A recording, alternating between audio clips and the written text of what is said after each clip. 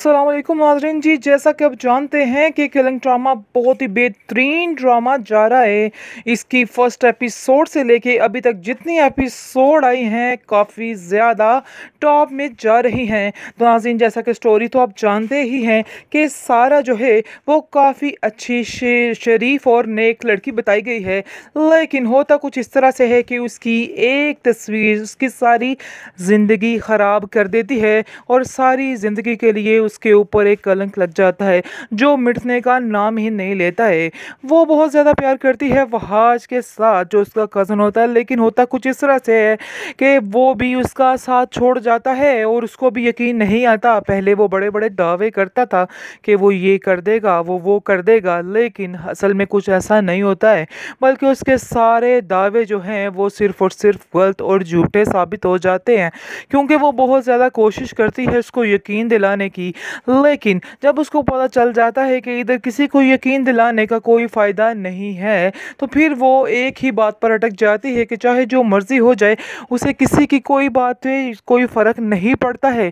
इसलिए वो ये सोच लेती है कि अब वो किसी के आगे सफाइयाँ पेश नहीं करेगी, बल्कि अपने इस बात पर डट जाएगी और उसको कोई भी मसला नहीं है। असल जो काम ख़राब करने वाली है वो इसमें दुरिया की माँ है। वो ही सारा कुछ करती है, क्योंकि उसने कसम उठा ली होती है कि जो भी हो जाए वो इस लड़की की ज़िंदगी तबाह करके ही सांस लेगी। लेकिन आप देखेंगे कि वक्ती तौर पे सारा कुछ सेटल हो जाएगा उसका, क्योंकि अब वो वहाज को बहुत ज़्यादा पसंद करती है। वहाज उसका असल में भांजा होता है, जिसकी वजह से वो चाहती है कि बचपन से ही उसने दुरिया को उसके साथ देखा होता है। असल लालच जो होती है वो पैसे की होती है। वहाज कर रहा होता है सीए और उसको सुहाने ख्वाब नज़र आ रहे होते हैं कि अगर दुरिया मेरी इधर चली गई तो उसकी सारी ज़िंदगी बड़ी ही हसीन और रंगीन हो जाएगी। सिर्फ इस बात की खातिर वो अब देखेंगे कि दुरिया की शादी करा देती है वहाज से, लेकिन होगा कुछ इस तरह से कि वहाज भी इसको दिल से एक्सेप्ट नहीं कर पाएगा। लेकिन वो बहुत कोशिश करेगा, क्योंकि उसको सारा का धोखा याद आएगा तो फिर वो उसकी तरफ माइल होगा,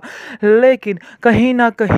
कहीं उसको सारा ही याद आएगी और उसके दिमाग में वही रहेगी। इसके बाद आप देखेंगे कि सारा की वजह से उसका बाप भी मर जाता है, यानी कि उसको जैसे ही खबर मिलती है तो उसका कोई हाल नहीं रहता है, तो इस तरह से उसकी डेथ हो जाती है। लेकिन सब घर वाले जो होते हैं वो वहाज को साफ साफ कह देते हैं कि तुमने इसके साथ कोई ताल्लुक नहीं रखना है, बल्कि कोई बंदा इस घर का कोई इसके साथ कोई ताल्लुक वास्ता नहीं रख सकता है। इसलिए सारा बहुत परेशान होती है और बहुत कहती है कि मेरे ऊपर ये इल्ज़ाम मत लगाइए आप लोग, लेकिन इसकी कोई बात नहीं सुनता है और सिर्फ उस पर शक ही किया जा रहा होता है, जिसकी वजह से वो काफ़ी परेशान होती है। लेकिन वो भी सोच लेती है कि नहीं, अब मुझे इन लोगों से डरना नहीं है, बल्कि डट कर इन लोगों का मुकाबला करना है। इसके बाद अब देखेंगे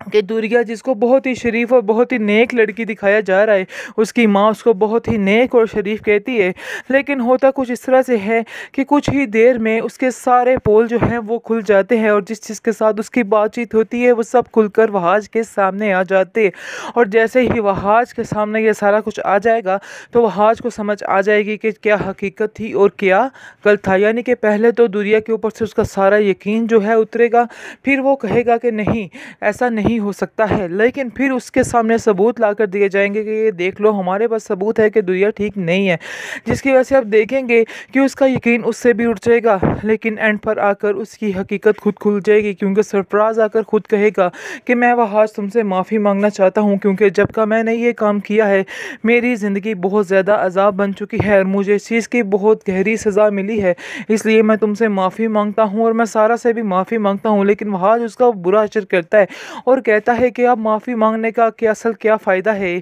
क्योंकि अब तो जो होना था वो हो गया है। कितने लोगों की ज़िंदगियां तुमने तबाह कर दी हैं, तो अब माफ़ी मांग कर आखिर तुम क्या जाहिर कराना चाहते हो, क्या साबित करना चाहते हो। जैसा कि स्टोरी तो आप जानते ही हैं कि सारा जो है वो काफ़ी अच्छी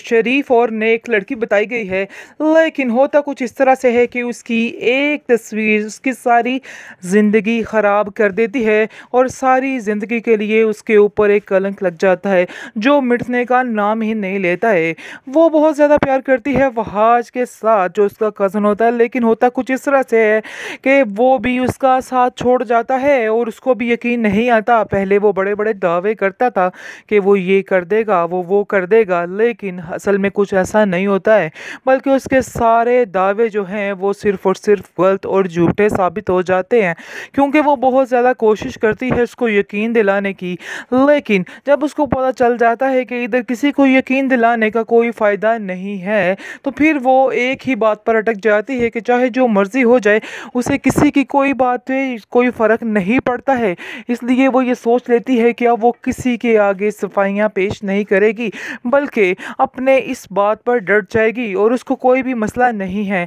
असल जो काम ख़राब करने वाली है वो इसमें दुरिया की माँ है। वो ही सारा कुछ करती है, क्योंकि उसने कसम उठा ली होती है कि जो भी हो जाए वो इस लड़की की ज़िंदगी तबाह करके ही सांस लेगी। लेकिन अब देखेंगे कि वक्ती तौर पे सारा कुछ सेटल हो जाएगा उसका, क्योंकि अब वो वहाज को बहुत ज़्यादा पसंद करती है। वहाज उसका असल में भांजा होता है, जिसकी वजह से वो चाहती है कि बचपन से ही उसने दुरिया को उसके साथ देखा होता है। असल लालच जो होती है वो पैसे की होती है। वहाज कर रहा होता है सीए और उसको सुहाने ख्वाब नज़र आ रहे होते हैं कि अगर दुरिया मेरी इधर चली गई तो उसकी सारी ज़िंदगी बड़ी ही हसीन और रंगीन हो जाएगी। सिर्फ इस बात की खातिर वो अब देखेंगे कि दुरिया की शादी करा देती है वहाज से, लेकिन होगा कुछ इस तरह से कि वहाज भी इसको दिल से एक्सेप्ट नहीं कर पाएगा। लेकिन वो बहुत कोशिश करेगा, क्योंकि उसको सारा का धोखा याद आएगा तो फिर वो उसकी तरफ माइल होगा, लेकिन कहीं ना कहीं उसको सारा ही याद आएगी और उसके दिमाग में वही रहेगी। इसके बाद आप देखेंगे कि सारा की वजह से उसका बाप भी मर जाता है, यानी कि उसको जैसे ही खबर मिलती है तो उसका कोई हाल नहीं रहता है, तो इस तरह से उसकी डेथ हो जाती है। लेकिन सब घर वाले जो होते हैं वो वहाज को साफ साफ कह देते हैं कि तुमने इसके साथ कोई ताल्लुक़ नहीं रखना है, बल्कि कोई बंदा इस घर का कोई इसके साथ कोई ताल्लुक़ वास्ता नहीं रख सकता है। इसलिए सारा बहुत परेशान होती है और बहुत कहती है कि मेरे ऊपर ये इल्ज़ाम मत लगाइए आप लोग, लेकिन इसकी कोई बात नहीं सुनता है और सिर्फ उस पर शक ही किया जा रहा होता है, जिसकी वजह से वो काफ़ी परेशान होती है। लेकिन वो भी सोच लेती है कि नहीं, अब मुझे इन लोगों से डरना नहीं है, बल्कि डट कर इन लोगों का मुकाबला करना है। इसके बाद अब देखेंगे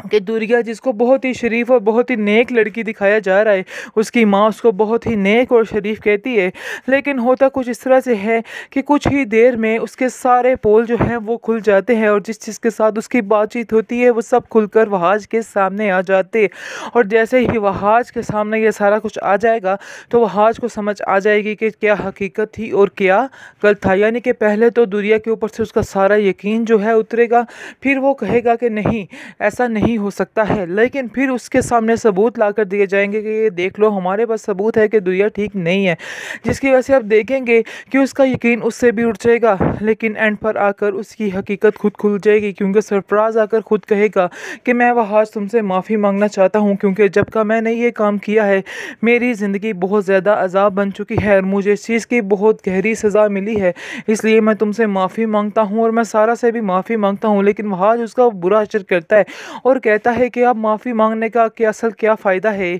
क्योंकि अब तो जो होना था वो हो गया है। कितने लोगों की ज़िंदगियां तुमने तबाह कर दी हैं, तो आप माफ़ी मांग कर आखिर तुम क्या जाहिर कराना चाहते हो, क्या साबित करना चाहते हो।